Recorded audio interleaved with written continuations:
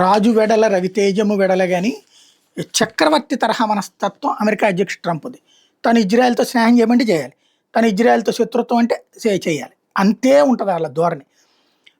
ఇప్పుడు పాకిస్తాన్తో వాళ్ళు స్నేహం చేస్తే మనం కూడా స్నేహం చేయాలి, లేదు వదిలేసేయమంటే వదిలేసేయాలి. అదొక విచిత్రమైనటువంటి ధోరణితో ఉంటారు.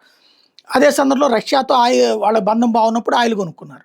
మన ఇప్పుడు వాళ్ళకి బంధం బాగాలేదు కాబట్టి కొనొద్దంటారు, మనల్ని కూడా కొనొద్దంటారు. మనం వద్దంటే మన మీద తిరగబడతారు, మన మీద ఆంక్షలు పెడతారు. అయినా మనం అయితే మొండిగానే ఉన్నాం. ఇప్పుడు యూరప్ సమాజం ఏదైతే అమెరికా చెప్పు చేతల్లో ఉండేటటువంటి యూరప్ సమాజం కూడా ఎదురు తిరుగుతుంది. France, Belgium, Netherlands, Croatia, Romania, Portugal, Hungary ఇప్పుడు ఆంక్షలని అమెరికా ఆదేశాలు లేకపోతే అమెరికా సూచనలు లేదా అమెరికా హితబోధనలు పట్టించుకోకుండా రష్యా దగ్గర నుంచి ఆయిల్ కొంటున్నాయి, గ్యాస్ కొంటున్నాయి అన్నటువంటిది తాజాగా తేలుతున్నటువంటి లెక్క.